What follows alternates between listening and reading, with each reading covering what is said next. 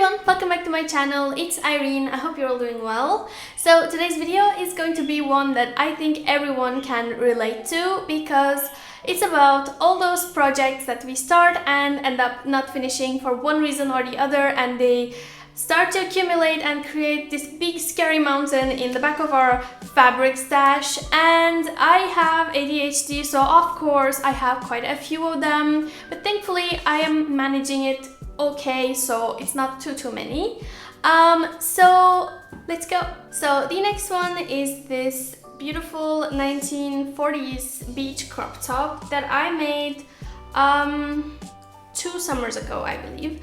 And this was my second project ever. So of course there were things to change, such as the fact that I didn't sew the straps here in between the two layers of fabric, which I think would have been much better because it ended up sort of flying off, and I have to unpick a little bit and put it in there and sew over it, and that will be it. But apart from this, I'm actually pretty proud of this.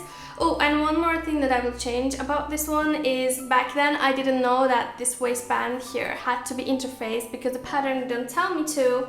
But of course, as you can see, it doesn't have so much structure, and it's completely, because of wearing it, it completely wrinkled here and it doesn't hold its shape. So I'm gonna take it off, interface it and re-sew it, or maybe recut it because I have excess fabric. Apart from that, I think this is really cute. I've already worn it, and I also use behind it these beautiful blue vintage glass buttons that I think match perfectly with the fabric. And the fabric I use is a Liberty fabric, which I completely loved. I love all these beautiful hues of blue and green together and white that pops, and it's just so perfect. It looks like something that Princess Jasmine would wear.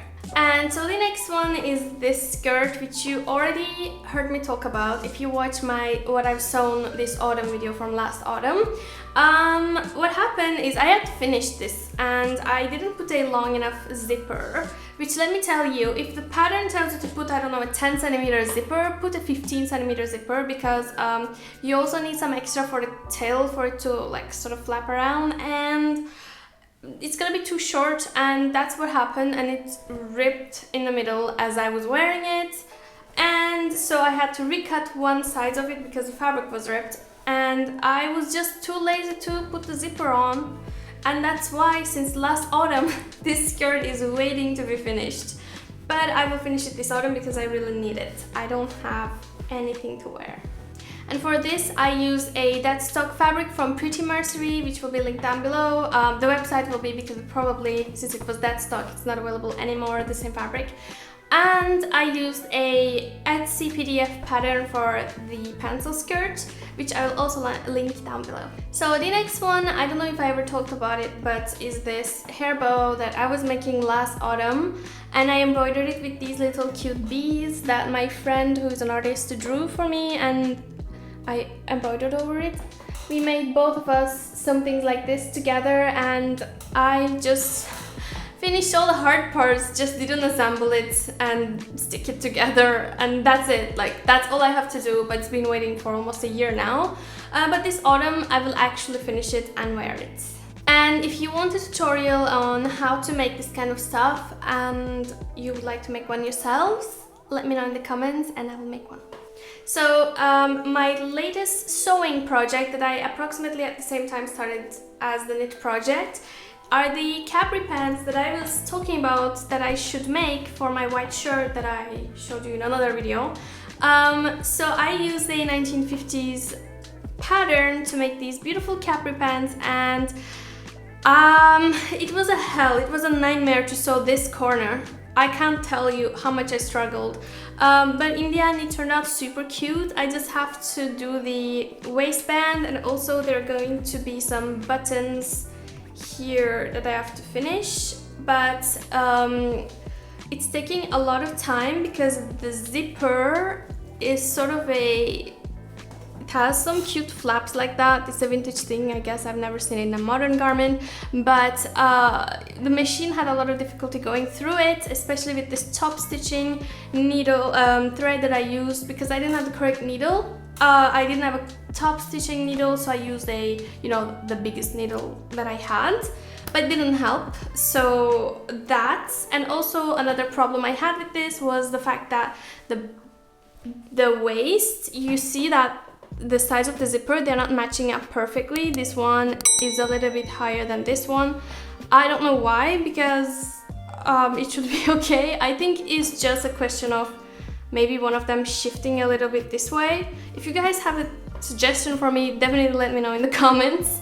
But I don't know if I should just ignore it and just put the waistband over it or fix it, because I honestly don't want to redo that zipper.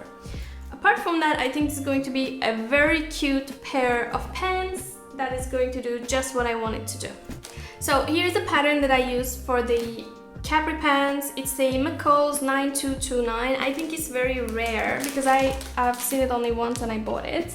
Here are the pants, and I think they look so cute. And I also want to make this top. I already made a mock-up, so it was super easy. And also I want to make this cape. I think it's so cute and would be very adorable for the autumn with a brick red linen if I have time, and also the budget, because it takes about 3 meters of fabric and I have so many other things to make.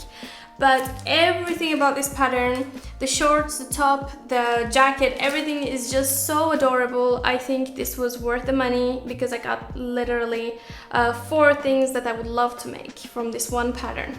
So I thought that was the last one, but this is the last one, and I'm ashamed because last year about Christmas I already told you guys that I have difficulty finishing this, and back then I hadn't finished it and I still haven't.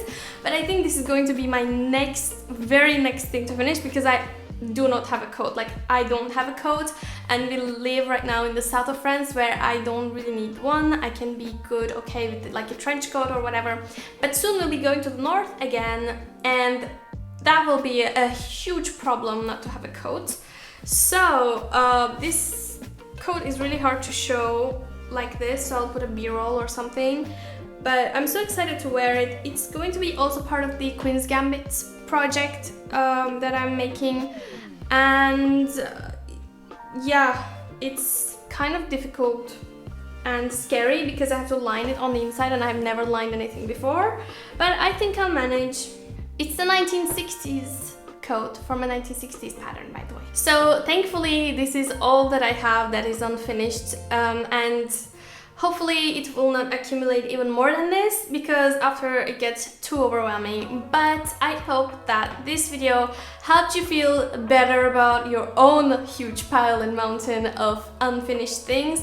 I always think about it as when you're making projects, whether it's sewing or even painting or whatever it is, you are bound to have some unfinished things. This is what artistic people have in common, and I take it as a given. I take it as, oh, I have a box specifically for this, and this is meant to be full. This is meant to be filled with things. That's just how it works. So I try my best to keep it at a minimum, but I don't beat myself over it, which sometimes is hard because my ADHD side is like, oh, new project, let's go, so exciting, amazing, dopamine. And then my autistic side is like, you have to finish that project from start to finish perfectly, nothing has to be wrong with it, and then you start the next project. But they're fighting in my head. It's like a married couple, and it's not always easy.